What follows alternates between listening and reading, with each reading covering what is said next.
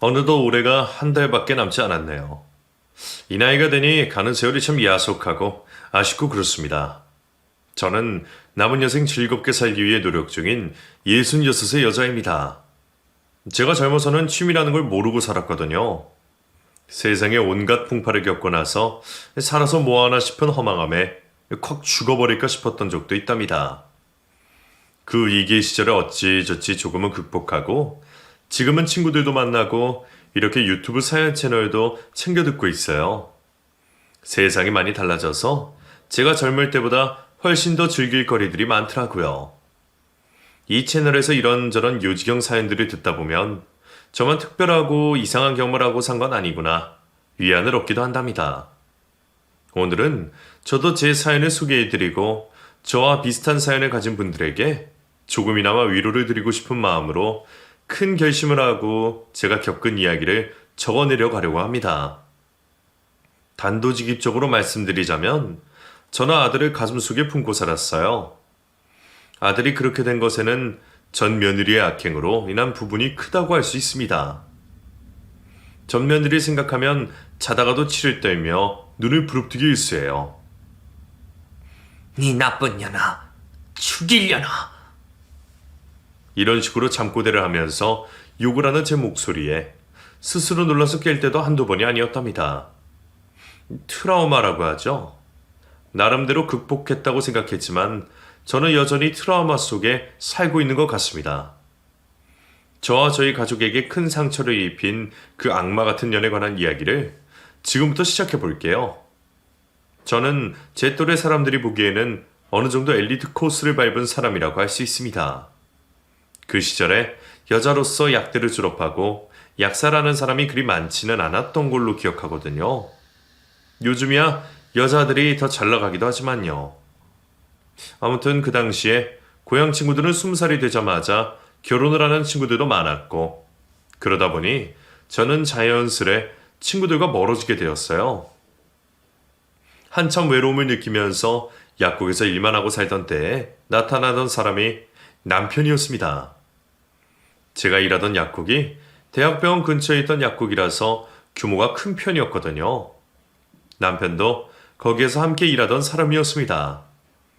세심하고 항상 웃는 상에 인상도 부근하니 자기보다 남들을 먼저 배려하는 따뜻한 사람이었어요. 그냥 보기만 해도 사람 참 좋다 하고 속으로 저 혼자 생각하고 지냈습니다. 자꾸 눈여겨보게 되더라고요. 어찌 보면 저 혼자 속으로 그 사람에게 호감을 느끼고 있었다고 할 수 있습니다. 일방적인 마음인 줄 알았는데 그 사람도 저와 마음이 같다는 사실을 알게 되고 저희 둘은 급속도로 가까워졌어요. 연애를 하고 나서도 첫인상에서 변함이 없는 사람이라서 결혼을 한다면 이 사람이랑 하고 싶다고 생각했는데 1년 연애 끝에 사람의 청혼으로 저희는 결혼식을 올리고 살림을 합쳐 함께 살기 시작했습니다. 진경아, 나랑 결혼해줘라. 나 너 아니면 장가 못 갈 것 같아. 너보다 좋은 여자 만날 자신이 없다.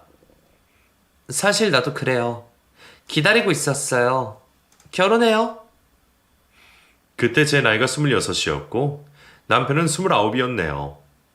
결혼을 한 후에 아이는 1년 후에 낳기로 했어요. 남편과 저는 재테크에 관심이 많은 편이었습니다.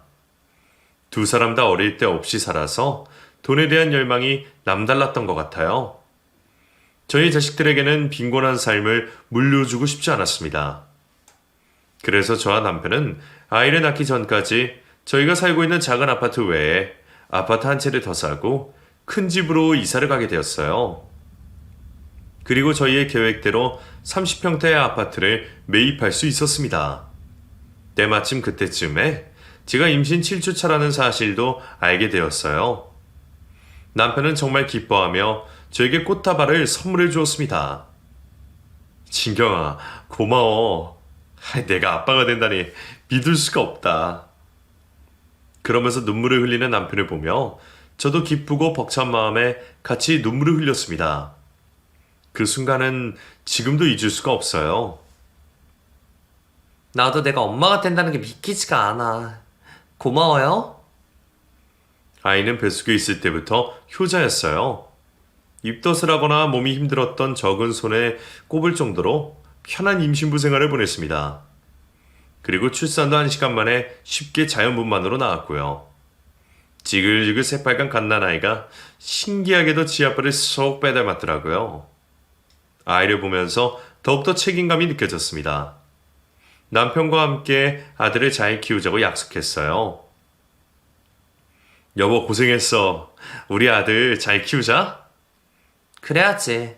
아들 이름은 예정대로 태성이로 할 거야? 클태 별성. 반짝반짝 세상을 비추는 사람이 되라는 의미. 좋지? 좋아. 저희 아들 태성이는 참 순한 아이였습니다. 남편을 닮았는지 방긋방긋 잘 웃고 뭔가 불편할 때면 눈물이 흘릴랑 말랑하는 표정을 지을 뿐 빽 울어서 달래느라 정신을 못 차릴 정도로 힘들게 한 적은 잘 없었어요. 주변에서도 애가 순하다고 신기하다 할 정도였으니까요. 아들을 키우면서 저희 부부는 재테크를 통해 아파트 세 채와 건물 하나를 매입하게 되었습니다. 아들은 대학을 졸업하고 26세 7급 공무원에 합격했어요. 아들은 큰 욕심 없이 안정적인 직장에서 평범한 가정 꾸리고 잘 사는 게 꿈이라고 했습니다. 남편도 저도 더 욕심을 부리지 않고 어찌 보면 평범할지도 모르는 아들의 꿈을 응원해 주었어요. 사실 제가 둘째를 임신했다가 유산을 했거든요. 둘째는 딸이었는데 아이를 잃고 정말 괴로웠습니다. 그때 이후로는 더 아이를 갖지 않기로 했어요. 그게 이제 와서는 조금 후회가 됩니다. 아무튼 아들은 7급 공무원이 되고 나서 28에 결혼을 하겠다며 중견기업에 다니던 회사 여자친구를 데리고 왔습니다. 어머님, 아버님, 처음 뵙겠습니다. 안녕하세요. 목청이 커서 처음에는 깜짝 놀랐습니다.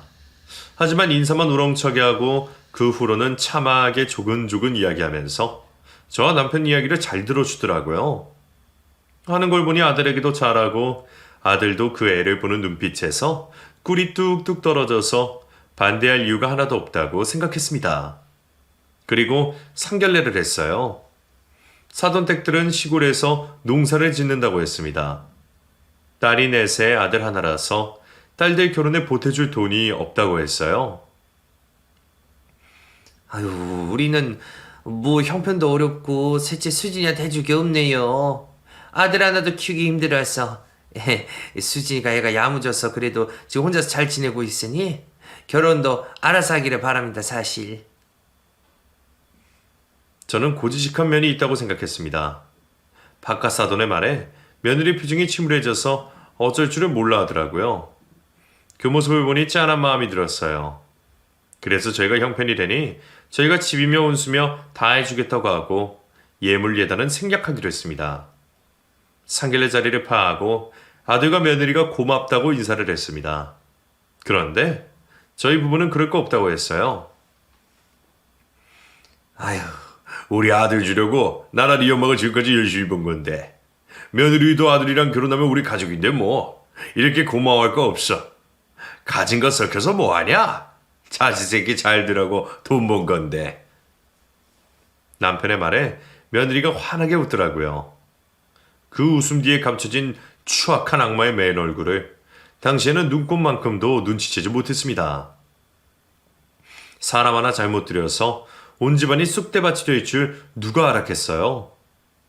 지금 다시 생각해도 명치가 콱 막힌 듯 쑤시옵니다. 잠시 한숨 좀 돌리고 다시 시작할게요. 이럴 때는 심호흡을 한번 하는 게 도움이 되더라고요. 아무튼 아들이 결혼을 해서 남편과 저는 저희 둘이 가지고 있던 아파트 중에 가장 좋은 아파트를 아들 명의로 돌려주었답니다. 혼수도 최고급으로 해줬어요. 일이 엎질러진 후에 그러지 말았어야 했나 죄책감도 들고 후회도 됐지만 제 잘못이 아니었다고 생각하려 합니다. 아들은 결혼을 하고 3년 동안 아이를 갖지 못했어요. 그리고 결혼하고 애가 자기 성정에도 맞지 않는 사업을 하겠다며 투자를 하겠다고 며느리와 함께 저희 집에 왔습니다. 어머니, 아버지, 저희 무역업 해보려고요. 수진이가 루트를 잘한다고 하네요. 일단 기본 자금이 부족해서. 저는 아들의 말에 당황해서 물었습니다. 너 그럼 공무원은 그만두려는 거야? 네, 공무원 하면서 다른 일을 같이 할 수는 없으니까요. 그리고 며느리가 끼어들었습니다. 어머니, 걱정 마세요. 제가 정말 신중하게 태성 씨랑 상의하고 결정한 일이에요. 저희 둘 잘할 수 있어요. 남편이랑 저 둘이서 쥐꼬리만큼 받는 월급으로는 애도 못 낳아요. 저도 어머니 아버님처럼 자수성가하고 싶어요. 응원해 주실 거죠? 그럼 그래서 여지껏 애 낳을 생각 안 한 거였어? 그것 때문만은 아니지만 그 이유가 컸죠. 어머니도 손 좀 보고 싶으시잖아요. 저희가 사업 자금을 대주지 않으면 아이도 낳지 않겠다는 반협박이나 다름이 없었습니다. 저는 갑자기 사업을 하겠다는 것에 대해서 믿음이 가지 않아 망설였는데 남편은 바로 OK를 외치더라고요. 그래, 좋다. 너희들이 아무렴 잘하겠지. 얼마 필요하냐? 일단 3억이면 시작할 수 있을 것 같아요. 저는 그런 남편의 허벅지를 꼬집었습니다. 제가 꽤 세게 몇 번이나 꼬집었는데도 남편은 비명도 지르지 않고 꾹 참고는 계속 돈을 해주겠다고 말했어요. 더는 참지 못하게 제가 말했습니다. 근데 태성아, 너 꿈이 공무원 하면서 아이 낳고 평범하게 사는 거였잖아. 왜 갑자기 사업이 하고 싶어졌어? 우리 아들 안전제일주의 아니었어? 저의 물음에 아들이 며느리 눈치를 잠깐 보더니 이내 대답했습니다. 저도 평범하게 사는 게 꿈인 줄 알았는데 수진이 만나서 달라졌어요. 아직 젊은데 포부를 크게 가시려고요. 큰 물에서 놀아야죠. 저도 자식 낳아서 풍족하게 키우고 싶기도 하고요. 아들의 대답에 남편도 저도 더 이상 캐묻거나 반대할 수가 없었습니다. 그리고 며느리가 원하는 금액대로 돈을 해줬어요. 동남아에서 과자를 수입해서 판매한다고 했습니다. 그 이후로 물품의 종목을 넓혀간다고 하더라고요. 어머님, 아버님, 태성 씨랑 저 정말 잘할 자신 있어요. 저 외국에 아는 사람도 많고 무역업 쪽에 평소부터 관심 많았으니까 믿어주세요. 며느리는 다부지게 그렇게 말했습니다. 솔직히 내심 걱정은 됐지만 계획이 다 있는 것 같아서 알아서 잘하겠거니 생각했습니다. 그리고 사업을 시작하고 초반에는 잘 된다고 하더라고요. 그러면서 저희 부부에게 고급 요리도 대접해주고 옷도 사주면서 안심을 시켰습니다. 그때는 아들도 표정이 환했어요. 이게 다 어머니 아버지 덕분이에요. 아들 말에 며느리가 뾰루툭한 표정을 지으며 투정을 부렸습니다. 태성 씨, 나는? 내 덕은 없어? 당연히 우리 야무진 수진이 덕에 내가 용기 냈지. 고마워. 둘의 다정한 모습에 흐뭇했습니다. 하지만 그때뿐이었어요. 점점 아들네와 연락도 되지 않고 겨우 연락이 닿으면 바쁘다고 전화를 끊기 일쑤였어요. 엄마, 지금 정신없이 바빠서 제가 나중에 연락드릴게요. 그때부터 남편도 저도 아들 걱정이 조금씩 불안해지기 시작했습니다. 잘 된다던 사업이 아무래도 잘 안 되고 있는 것 같았거든요. 참다 못한 저희 부부는 애들에 관한 이야기를 나눴습니다. 여보, 요즘 태성이가 연락을 안 받네. 수지도 그렇고 걱정돼. 아무래도 무슨 일이 생긴 것 같은데 우리 걱정할까 봐 숨기고 있는 것 같기도 하고. 안 그래도 나도 그 생각하고 있었어. 내가 전화를 받아도 바쁘다고 금방 끊고 목소리도 안 좋고 대체 무슨 일인지 우리 한번 찾아가 볼까? 제 말에 남편이 대답했습니다. 아이, 부담스럽게 뭘. 기다려보자고. 그렇게 시간이 흘렀고 1년 만에 연락이 왔습니다. 그 사이에 아들 며느리의 부탁으로 몇 번이나 돈을 보내주었어요. 임신을 했다고 했거든요. 그때 오랜만에 아들과 며느리를 만났는데 아들의 몰골을 보고 저는 깜짝 놀랐습니다. 태성아, 너 어디 아프니? 얼굴이 왜 이렇게 안 됐어? 제 물음에 아들은 넋이 나간 표정을 짓고 있었고 며느리가 대답했습니다. 태성 씨가 요즘 자주 체해서 음식을 잘 못 먹어요. 제가 죽을 써주긴 하는데 그것도 다 못 먹더라고요. 아무래도 사업이 잘 안 되다 보니까. 사람이 건강이 우선이지. 사업 그거 뭐 안 되면 때려쳐라. 어머니, 아버님, 저 임신 3개월 차예요. 병원에 갈 돈이 없어서 그런데 돈 좀 주실 수 있어요? 뭐가 얼마나 망했으면 병원에 갈 돈조차 없다는 건지 저는 이해할 수가 없었습니다. 너희 사업이 쫄딱 망한 거니? 어떻게 병원에 갈 돈도 없어? 태성아, 말 좀 해봐. 그때까지 아무 말이 없던 아들이 다그쳤습니다. 그랬더니 말없이 눈물만 하염없이 흘리고 있더라고요. 아들의 그런 모습을 처음 봤습니다. 심각한 상황이라는 걸 직감했어요.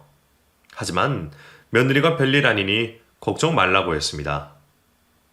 아니에요, 어머니. 저희 사업 앵간히 되고 있어요. 지금 당장 융통할 돈이 없어서 그렇지. 걱정 마세요. 태성 씨가 저 대신 입덧을 하나 봐요. 원래 남편이 대신 입덧을 하기도 한다잖아요? 제가 더 신경 쓸게요. 며느리의 말에 아들도 고개를 끄덕였습니다.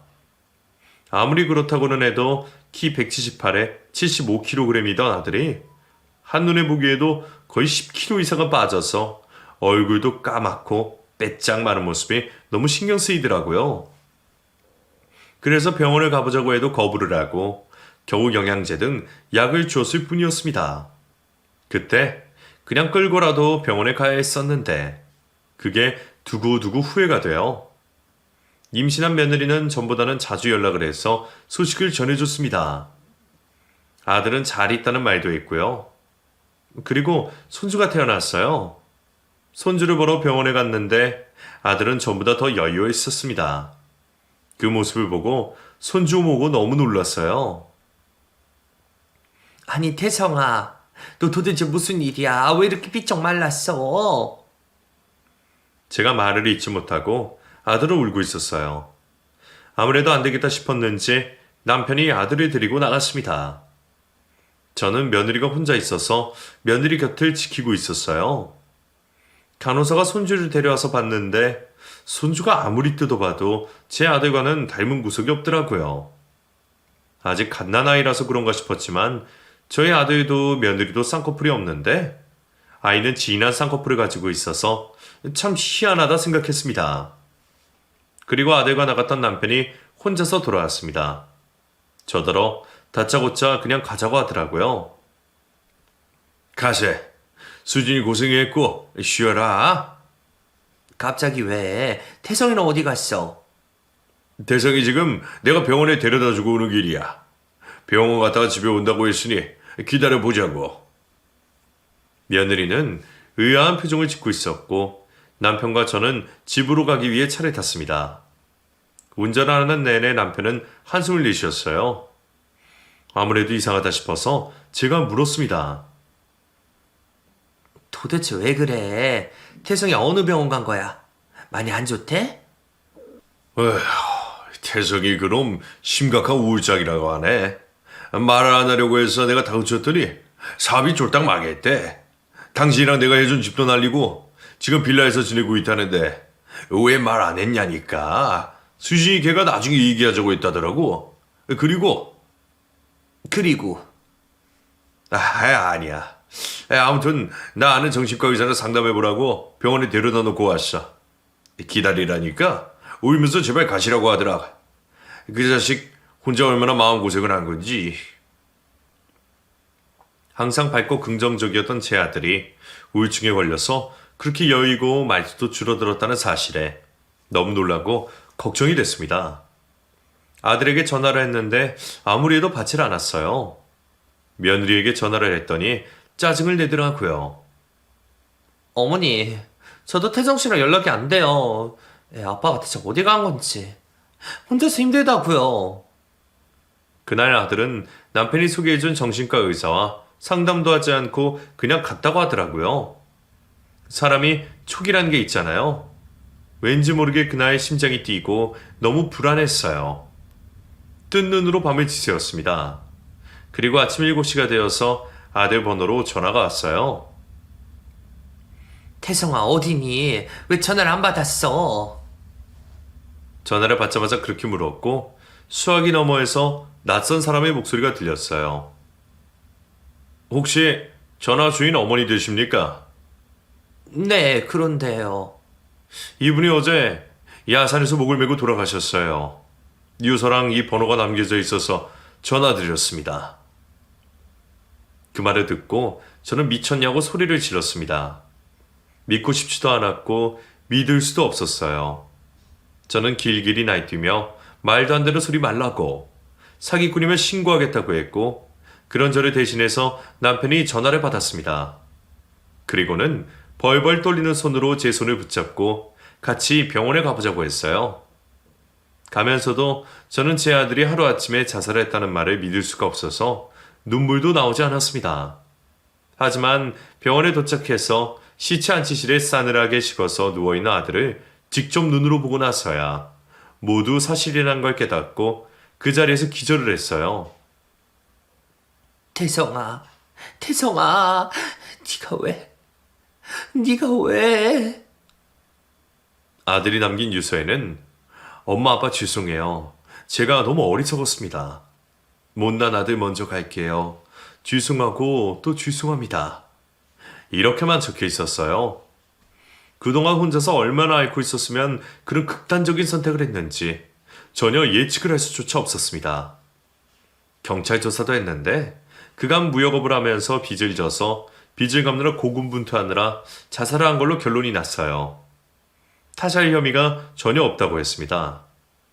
아들 장례식을 치르는데 저는 아들을 이렇게 벼랑 끝으로 몰고 간 게 제 탓만 같아서 하염없이 눈물을 흘렸어요. 저희 부부가 충분히 도와줄 수 있었는데 왜 그런 선택까지 한 것인지 남편도 저도 죄책감에 시달렸습니다. 마법을 부릴 수 있다면 아들이 죽기 전으로 돌아가고 싶다는 망상까지 했어요. 남편도 저도 장례식에서 넋이 나간 채로 누가 툭 건드리면 아무 말도 못하고 눈물만 쏟아냈어요. 그런데 며느리는 자기 남편 장례식인데 올 생각을 하지 않았습니다. 아이 낳고 힘들다는 핑계를 대면서요. 아무리 그래도 남편이 하루아침에 비명 행사를 했는데 어떻게 장례식장에 올 생각을 하지 않는지 전혀 이해가 가지 않았습니다. 아들 장례식을 다 치를 때까지 오지 않더니 손주를 보고 싶어서 연락을 했는데 지방으로 이사를 갔다는 말만 했어요. 어머니, 저도 힘들어요. 저 애 데리고 제주도로 이사 왔어요. 마음 정리되면 애 데리고 인사하러 갈게요. 근데 아시다시피 제가 너무 힘들어서 그런데 5천만 원만 빌려주실 수 있을까요? 그 말을 듣고 저는 남편에게 며느리가 그랬다고 전했습니다. 그런데 남편이 벼락같이 화를 내더라고요. 며느리 말이면 다 된다고 했던 사람이 완전히 달라진 모습이었습니다. 안 돼. 걔를 뭘 믿고 돈을 줘? 절대 주지 마. 못돼 처먹은 것 용서 못해. 저는 남편이 왜 그렇게까지 화를 내는지 알 수 없었어요. 그래서 이유를 물었더니 얼버무리기만 하고 대답을 하지 않더라고요. 그리고 아들이 가고 나서 반년 만에 남편도 바짝바짝 마르고 낯빛도 좋지 않아서 병원에 검사를 하러 갔다가 최정한 말기라는 진단을 받았습니다. 나쁜 일은 연쇄적으로 일어난다고 하더니 저희 가족에게 이런 불행이 닥칠 줄 누가 알았겠어요. 저는 남편마저 이룰 수 없다며 할 수 있는 치료를 다 받게 했습니다. 수술도 여러 번 하고 항암 치료를 받았지만 호전될 기미가 보이지 않았어요.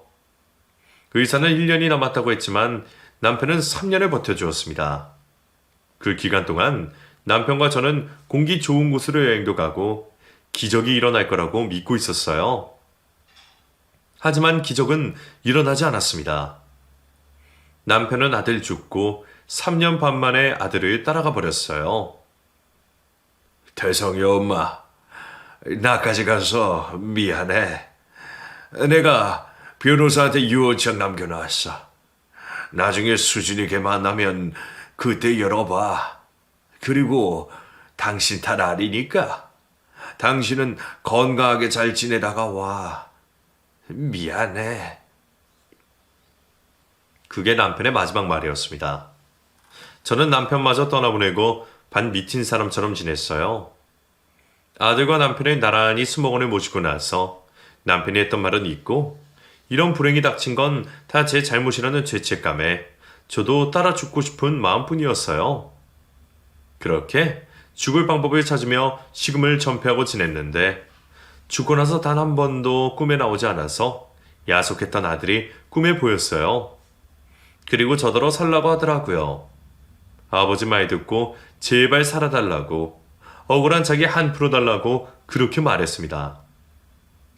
너무 생생해서 태성아 소리 지르며 눈을 떴는데 꿈이었어요. 저는 아들 결혼 전에 찍었던 세 식구 가족 사진을 끌어안고 한참을 울었습니다. 그리고 살아야겠다고 마음먹었어요. 아들이 말한 한을 풀어주기 위해서 나는 살아야겠다 결심하고 힘을 내기 위해서 약국을 차렸습니다. 약국에서 일을 하면서 대체 아들이 무슨 한을 가지고 있는 건지 남편이 남긴 유언장에는 뭐가 쓰여 있는 건지 궁금해지기 시작했어요. 지시애비 장례식에 잠깐 얼굴만 비추고 손주는 보여주지 않았던 며느리가 남편 죽고 저에게 연락을 했습니다. 어머니, 저 성현이 키우느라 힘들어요. 우리 성현이도 아버님 유산 받을 자격이 있는 거 아시죠? 유산 보내주세요. 아니면 저 소송이라도 걸 거니까요. 아들 죽고 장례식에 오지도 않고 그간 저에게 손주도 한번 보여주지 않은 전 며느리가 그렇게 말하는데 너무 괘씸해서 제가 소리를 질렀습니다. 네가 인간이냐? 네가 사람이야? 태성의 아들 이름이 성현이냐? 성현이란 건 난 지금 알았다. 얼굴도 한번 안 보여주더니 유산이 뭐 어쩌고 어째? 그래 해라. 소송을 하든가 말든가. 저는 일부러 그렇게 고함을 질렀는데 며느리는 오히려 차분하게 반응하더라고요. 어머니, 손주 보고 싶으세요? 진작 말씀하시지. 아, 그러고 보니 다음 주면 아버님 기일이죠. 제사 지내러 갈게요. 그때 성현이도 보여드릴게요. 그럼 어머니 그때 봬요. 그 말만 하고 전화를 끊더라고요. 어이가 없었지만 손주를 볼 생각에 속도 없이 들떴습니다. 그런데 가만 생각해보니 남편이 며느리를 만나면 본인이 쓴 유언장을 받아서 보라는 말이 떠올랐어요. 그래서 저는 당장 남편이 말한 변호사를 만나러 갔습니다. 변호사도 저를 보고 놀라더라고요. 1년 만에 오셨네요. 사장님이 언제든 오면 주라고 하셨어. 기다리고 있었어요. 이렇게 오래 걸릴 줄 몰랐습니다. 그러게요. 저도 며느리 만나기 이렇게 어려울 줄 미처 몰랐네요. 변호사는 머뭇대더니 남편의 유언장을 내밀었어요. 그리고 충격을 받을지도 모르니 그 자리에서 확인해 보시라고 하더라고요. 충격을 받아요? 왜요? 그게 아무튼 보시면 압니다. 그리고 저는 두툼한 서류 봉투를 열어봤습니다. 안에 무슨 친자검사 확인서 같은 게 들어있었어요. 며느리가 낳은 아이와 저희 죽은 아들이 친자관계의 확률이 거의 없다는 검사 결과지였습니다. 그걸 보고 저는 너무 당황스러웠어요. 이게 뭐예요? 돌아가신 사장님이 아드님 돌아가시고 나서 손주분 친자검사를 하셨더라고요. 그런데 결과가 그렇게 나온 겁니다. 사모님 전 며느리가 아드님도 속이고 외도를 했던 증거들도 다 밝혀내셨고요. 사업을 하겠다고 가져갔던 돈도 다 외도했던 남자랑 써버렸더라고요. 이 안에 증거가 다 들어있어요. 소송을 하시려고 했는데 사장님이 암에 걸리셔서 사모님 오시면 충격받지 않게 도와주라고 신신당부를 하셨습니다. 저는 모든 진실을 알고 나서 가슴속에 콱 막혀있던 퍼즐들이 맞춰지는 기분이었어요. 그리고 허탈하고 기가 막혀서 헛웃음이 나왔어요. 그래서 우리 착한 아들이 그런 극단적인 선택을. 그래서 사모님 힘드시겠지만 사모님이 아드님 한 프로 주셔야죠. 저도 성심성의껏 돕겠습니다. 변호사의 말에 저는 기운을 짜냈습니다. 그리고 사기꾼 며느리가 올 날을 손꼽아 기다렸어요. 남편의 기일이 됐고 저는 혼자서 제사를 지낼 준비를 다 마치고 며느리를 기다렸습니다. 일찍 와서 제사 준비를 돕는 건 기대도 하지 않았습니다. 현관벨이 울리고 악마의 얼굴을 마주할 생각에 심장이 튀어나올 것 같았어요. 어머님, 오랜만이네요. 어머님 얼굴 좋아지셨어요? 잘 지내셨죠? 성현아, 인사드려, 할머니야? 그리고 며느리 뒤에 숨어있던 아이가 빼꼼히 얼굴을 내밀더니 저에게 인사를 했습니다. 이미 그 애가 제 아들 자식이 아니라는 걸 알고 있어서인지 아무런 감흥도 들지 않았어요. 일단 제사상 차려놨으니까 들어와라. 성현이 부졌으니까 됐죠? 저 성현이 친구한테 데려다 주고 올게요. 어머님이랑 할 이야기가 있으니까. 그래? 그래라. 그리고 며느리는 아이를 데리고 나가더니 5분 만에 혼자서 돌아왔습니다. 저는 혼자서 절을 하고 음복도 하고 남편의 사진을 보며 마음을 다잡고 있었어요. 그리고 돌아온 며느리의 태도가 180도 달라져 있더라고요. 도끼 눈을 뜨고 들어와서 저에게 소리쳤습니다. 어머님, 보셨죠? 대개 아들이나 손주 보셨죠? 근데 어떻게 우리한테 유산 한 푼을 안 남기실 수가 있어요? 어머님 돌아가신 지 벌써 1년째잖아요. 저도 대충 알아봤거든요. 우리가 받을 수 있는 유산이 10억 원 되는 것 같더라고요. 주세요. 오늘 그거 받으러 왔어요. 제사상 앞에서 고래고래 소리를 지르며 따지고 드는 며느리를 보며 저도 모르게 귀사대기를 날려버렸습니다. 뭐 이년아? 말이면 다인 줄 알아? 유산 10억? 웃기고 있네 이 살인자나나. 내 눈에 흙이 들어가기 전에는 그 돈 못 받을 줄 알아. 제가 그렇게 말했더니 며느리가 저를 한번 노려보더니 제가 정성 들여서 차려놓은 제사상을 한 손에 들고 뒤집어 엎었습니다. 그릇이 깨지고 음식들이 바닥에 나뒹굴었어요. 제가 너무 놀라서 얼어붙자 며느리가 말했습니다. 그래요? 그럼 이제 어머님만 돌아가시면 되겠네요. 그 말을 듣고 온몸에 소름이 끼치더라고요. 당장이라도 저를 죽일 기세였습니다. 왜? 나도 죽이게? 너 잠깐 기다려라. 저는 방으로 들어가서 경찰에 신고를 하고 변호사에게도 연락했어요. 남편이 남긴 유언장을 들고 나왔습니다. 바들바들 떨리는 손으로 저는 그 악마 같은 년에게 제 죽은 남편이 남긴 유언장을 내밀었어요. 그걸 받아들 생각도 안 하고 툭 내치더니 말했습니다. 이게 뭔데요? 무슨 수작을 부리려고 그래요? 손주가 저렇게 살아있는데 그렇게 유산을 주기가 싫어요? 손주? 인연이 간이 배 밖으로 나왔구나. 누가 내 손주야 누가? 네가 우리 아들 두고 놀아난 도박꾼 놈의 아들이겠지? 야, 이 짐승만도 못한 년아. 언제까지 속을 줄 알았어? 내 아들 죽인 살인자년아. 저는 참지 못하고 소리를 지르며 울분에 차서 눈물을 흘렸습니다. 며느리는 차마 유언장을 다시 집어들어볼 생각도 못하고 어리둥절해 있더라고요. 그리고는 표정이 변하더니 닥치는 대로 집안에 있는 물건들을 집어던지기 시작했습니다. 바락바락 소리를 지르면서요. 뭐? 살인자? 그래, 아줌마 말 잘했네. 어디 한번 살인자 손에 죽어봐라. 거실에 있던 TV를 깨부셔서 파편이 튀어 제 얼굴에 박혔습니다. 피가 나더라고요. 그러고 있는데 마침 경찰이 도착했어요. 집안의 광경을 보고 경찰도 경악을 했습니다. 그리고 재물 손괴 및 폭력 현행범으로 며느리 아니죠. 그 악마를 체포했습니다. 제가 연락했던 변호사도 저희 집에 와서 저를 보고 깜짝 놀라며 물었어요. 이게 다 그 전 며느리가 한 짓이에요? 네, 그런 지독한 일을 제가 이제야. 그리고 변호사가 말했어요. 정말 인간이 아니네요. 그나저나 사모님 얼굴에 피가. 당장 병원 가시죠. 저는 변호사의 손에 이끌려 병원에 가서 10바늘이 넘게 찢어진 얼굴에 상처를 꿰매야 했습니다. 흐르는 눈물에 상처가 따끔거렸어요. 억지로 눈물을 삼키며 저는 그녀에게 제대로 복수를 하겠다고 마음 먹었습니다. 태성아, 엄마가 꼭 네 안 풀어줄게. 여보, 걱정 말아요.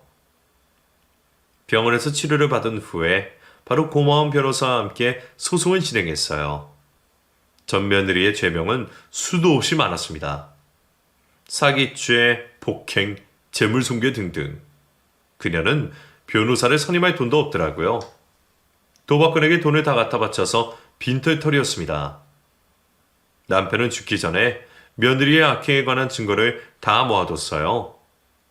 죽은 아들 몰래 외도를 한 것, 사업을 하겠다며 뜯어간 돈으로 외도한 남자와 불법 도박 사이트를 만들고 말아먹은 것, 아들이 여자 잘못 만나서 인생 말아먹고 부모에게 준 피해에 대한 죄책감에 스스로 생을 마감한 것에 대한 증거들이 다 USB에 들어있었습니다.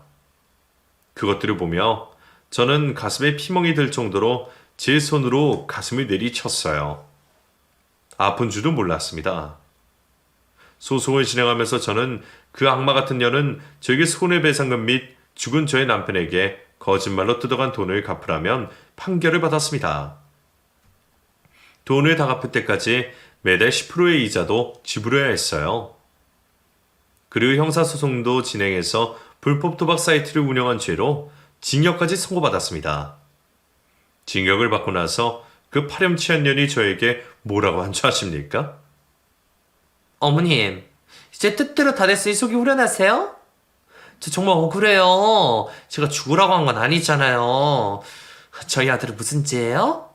저희 아들 손주라고 생각하고 저 감옥 간 동안 잘 좀 보살펴 주세요. 예? 그만에 저는 그네의 머리채를 휘어감고 마구 흩들었습니다. 뭐라고? 인연이 지체를 모르는구나. 야, 내가 니년 자식을 미쳤다고 돌봐? 이게 진짜 미친년아. 너 죽고 나 죽자. 죽어. 수갑을찬 그년의 머리를 쥐어뜯으며 정신을 놓고 욕을 해댔어요. 저도 저한테 그런 기운이 있다는 걸 알고 놀랐습니다. 주변에 있던 경찰이 뜯어 말리고 나서야 겨우 손을 떴는데 제 양손에 그년의 머리카락이 한 움큼 쥐어 있더라고요. 하나뿐인 아들도 남편도 며느리 하나 잘못 들여서 다 떠나보내고 저는 남은 생에 미련이 없었습니다. 전 며느리를 감옥에 집어쳐 넣었지만 여전히 모든 게 후회뿐이었어요. 조금만 빨리 알았더라면 아들도 남편도 제 곁에 살아있었을 텐데 하는 생각에 가슴이 턱턱 막히고 그냥 곧 죽을 사람처럼 괴로웠습니다. 너무 고통스러워서 머리가 깨질 듯이 아팠어요. 하지만 저까지 따라서 죽으면 먼저 간 아들과 남편이 저를 원망할 것 같더라고요. 저는 먼저 간 자식과 남편 목까지 열심히 살자 다짐하고 병원에 갔습니다. 그런데 뇌종양 1기라는 진단을 받았어요. 뇌에 종양이 생겼네요. 아직 크기가 크진 않아서 수술만 잘 되면 완치 가능성이 높습니다. 의사의 말에 저는 아무 생각이 들지 않았어요. 한꺼번에 많은 스트레스를 받아서 저도 암에 걸린 겁니다. 차라리 잘 됐다 싶더라고요. 이렇게 나도 따라가야지. 그랬습니다. 하지만 연락이 끊겼던 지인과 친구들이 제 소식을 듣고 한달음에 달려와서 제 옆을 지켜주었습니다. 수키야, 너까지 가면 어떡하니? 수술하면 낫는다니까 치료받자. 나도 남편 앞세워 보내서 네 마음 잘 알아. 고등학교 친구가 위로해주는 말을 듣고 저는 오랜만에 목 놓아 울었습니다. 그리고 수술을 받았어요. 야속하게도 수술이 깔끔하게 잘 되어서 저는 1년에 한 번씩 추적 검사만 받으면 된다고 했습니다. 치료를 받고 병원에 입원한 동안 가만히 생각해 봤더니 저는 제가 정말 좋아하는 게 뭔지 모르고 살았더라고요. 이왕 이렇게 연장된 생명이니 좋아하는 일을 찾아서 즐기면서 살다가 가자는 마음이 생겼습니다. 그래서 퇴원을 하고 나서는 친구들과도 자주 만나고 노래 교실도 다니고 그림도 배웠어요. 그림에 집중하다 보면 잡생각도 있게 되고 완성된 그림을 보면 성취감도 생겨서 좋았습니다. 어머님, 그림에 소질이 있으세요. 이렇게 금방 느는 분은 처음 뵀어요. 어머님 감각이 특출나시네요. 선생님, 칭찬이 과하시네요. 고마워요. 저는 그냥 재밌어서 열심히 할 뿐인데요, 뭐. 아니에요. 저도 진심이에요. 나중에 전시하셔도 되겠어요. 정말 대단하세요. 그림 선생의 말에 그냥 멋쩍게 웃었는데 정말로 얼마 전에는 그리움이라는 주제로 그림 전시도 했어요. 죽은 남편과 아들 초상화도 그리고 두 사람과 관련된 추억거리들을 수채화로 그렸습니다. 전시를 본 사람 중에는 그림을 사겠다는 사람도 있었어요. 하지만 그걸 돈 받고 팔 수가 없더라고요. 죄송하지만 이건 판매용이 아닙니다. 저한테 따로 의뢰해 주시면 그림 그려드릴게요. 그렇게 말하고 의뢰를 할 거라고는 생각 못 했는데 정말로 의뢰를 해서 그림을 그려주고 돈도 벌었습니다. 저는 번 돈을 보육원 시설에 기부했어요. 지금 재산을 조금씩 처분하면서 사회에 환원하고 있습니다. 저 혼자 살 돈만 있으면 충분하니까요. 이렇게 잘 살다가 눈을 감으면 저에게 남은 재산을 모두 어려운 이웃에게 기부하고 싶다고 유언장도 쓰고 공중도 받아놓은 상태예요. 정말 끔찍한 일들을 겪고 나서 죽고 싶은 적도 있지만 죽은 남편과 아들의 한을 풀어주고 저에게 남은 여생을 잘 보내다가 가고 싶을 뿐입니다. 감옥에 갔던 전 며느리는 얼마 후에 출소를 해요. 그년이 불법적으로 뜯어간 돈과 피해 보상금을 전 끝까지 받아낼 겁니다.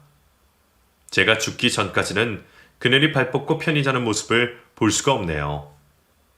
여러분에게 이렇게 저의 사연을 털어놓고 나니 복잡한 감정이 드네요. 부디 여러분 곁에는 좋은 사람들이 함께하기를 바랍니다. 그리고 그 사람들과 행복한 나날들 보내셨으면 좋겠어요. 저도 남은 여생 후회 없이 살다가 가겠습니다. 아들과 남편 보러 가는 게 미안하고 죄책감이 들어서 한동안 못 갔는데 이제는 꽃 사서 가봐야겠네요. 두 사람에게 하고 싶은 말 좀 남겨도 될까요? 여보, 태성아, 두 사람 벌써 잘 지내고 있어? 나중에 아마 푹상 늙어서 만나겠네. 그래도 잊지 말고 기다려줘. 두 사람 만나는 날까지 씩씩하게 살다 가겠습니다. 여러분, 한많은 할미 사연 들어주셔서 정말 고마워요.